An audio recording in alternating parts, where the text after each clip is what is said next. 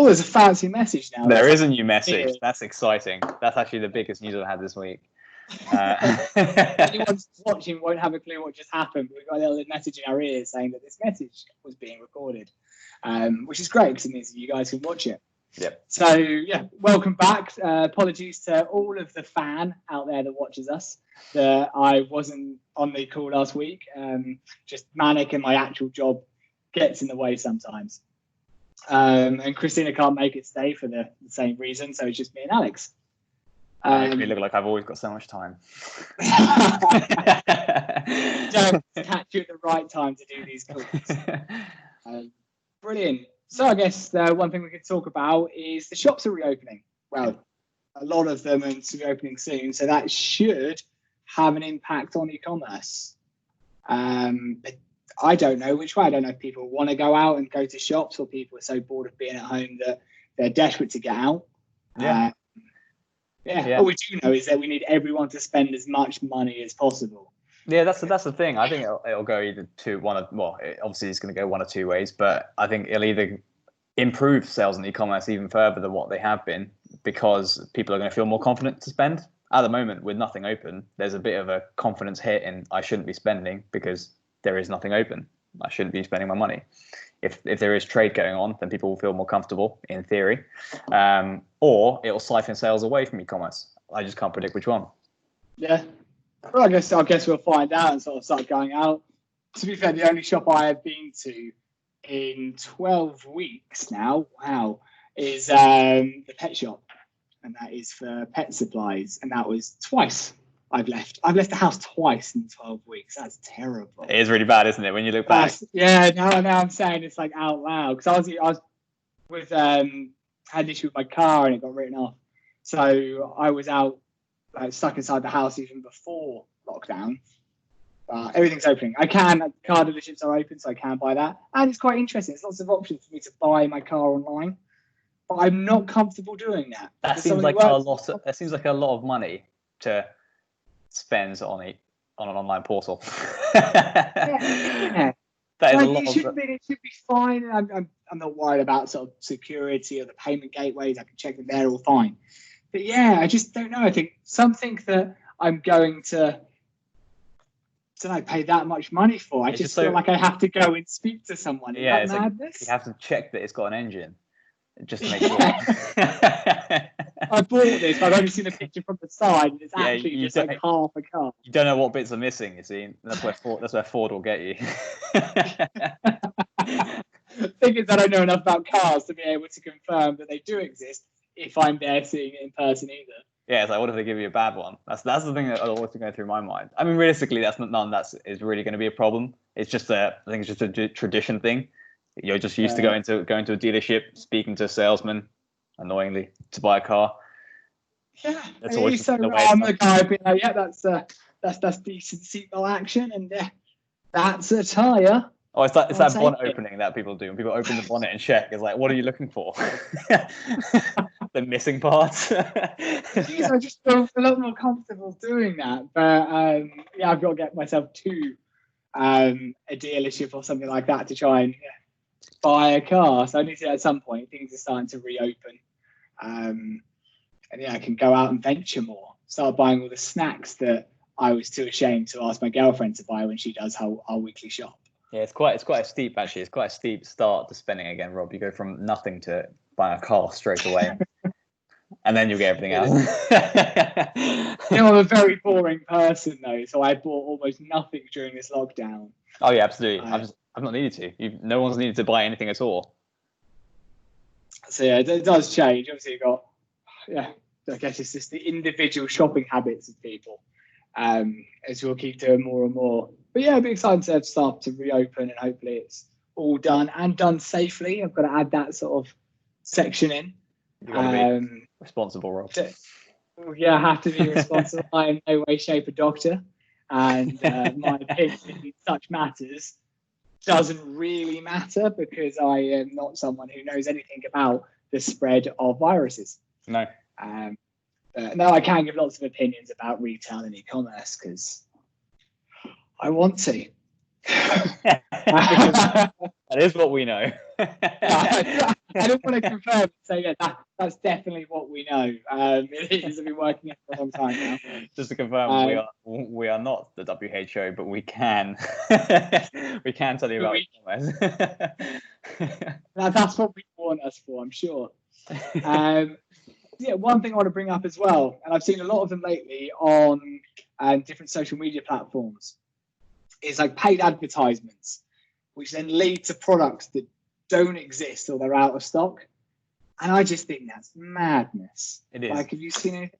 It is. I've seen it a lot. Instagram's notorious for it. Yeah, like, you know, I've seen them where there'd be normally it's normally clothing companies. Actually, I don't know too much about any other industries that do this on Instagram, for example. But yeah, I've seen it where they post a really cool picture of, for example, a jumper.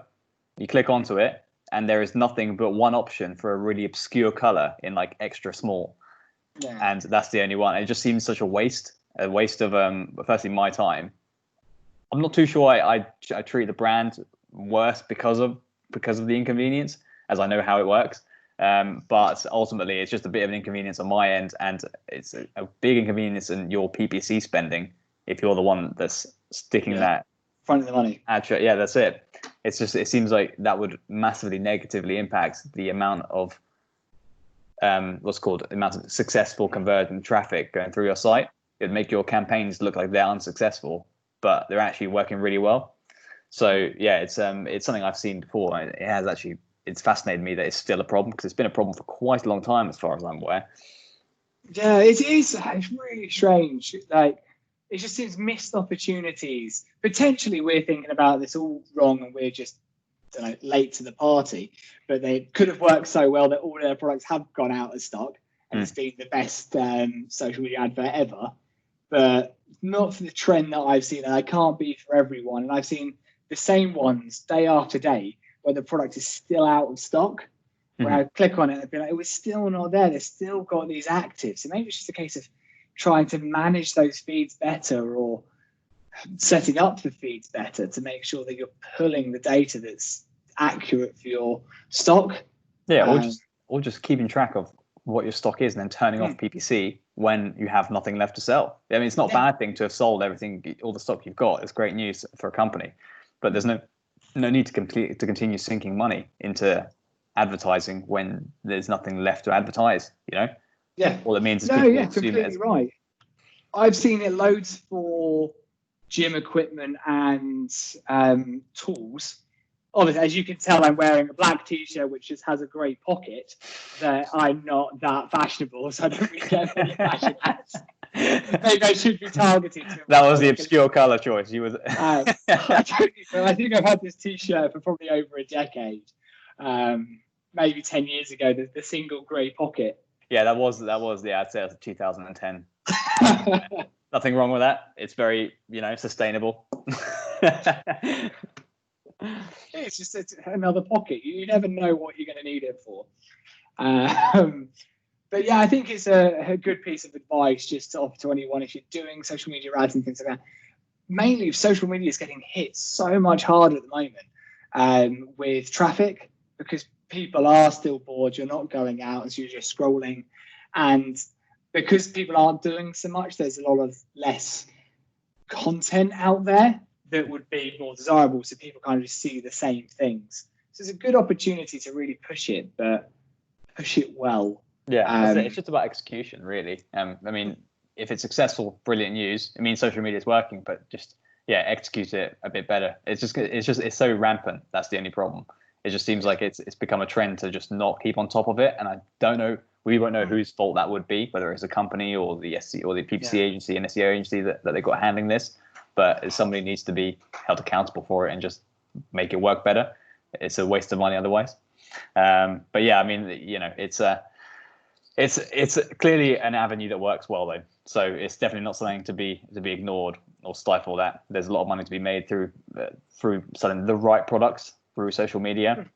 But yeah, it could just be executed so much better. Additionally, like the product choices that you have on these platforms tends to be pretty bog standard jumpers, t-shirts, that kind of stuff that tends to sell really well. And the competition is so high. So if your PPC campaign is performing well, it must be so expensive. You'd be competing against some pretty big brands who are also bidding on those same terms, on the same type of customers. No, that's true. Yeah, I have seen it before where it kind of they found their perfect point, which has sort of worked for merchants for a year or a few months and things like that. So they keep it rolling where they have sort of the price point they want to set it at, and then it yields that return of investment from it quite nicely. They tried it with less and made less money. They tried it with more and made less money. So it could be that, and so it just automatically keeps running.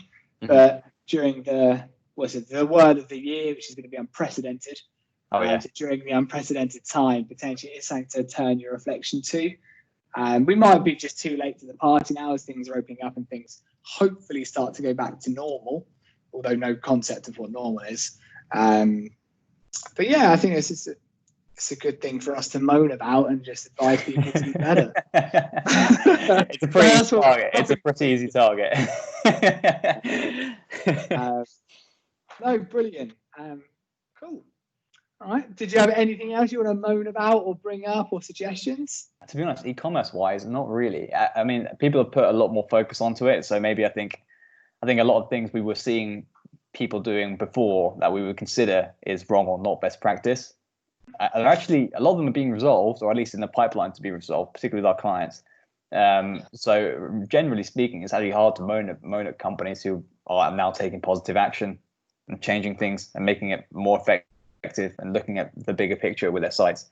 So that's at least one positive thing we've seen come out of the last couple of months. So yeah, not really too much to moan about. I think we'll see more and more of this issue with PPC and social media spending propping up, because yeah, it's always been a problem as far as I'm aware with the stuff I normally click on and just check out. But it's definitely gotten worse. Whether it's supply chains or it's because of increased success through the traffic, it's definitely just that's gotten worse and just such an easy area to target and fix. Yeah. No. Yeah. Brilliant. So yeah, we'll end it sort of there then. You never know. At some point in the future, we might be doing this in the same room together. I know that's far away from now, Rob. You know, it's a distant land in the distance. I'll make a deal with Netflix. I'm sure, yeah, they'll be interested.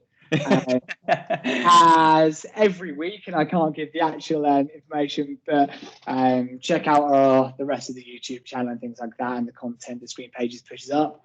We still have our CEO Sarah talking to different partners and things like that in a lot more structured way than this, and more specific topics than we talk about in this show.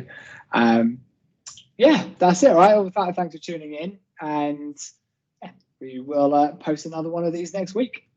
Thank you very much. Well, I appreciate everyone, and yeah, look after yourselves. Brilliant.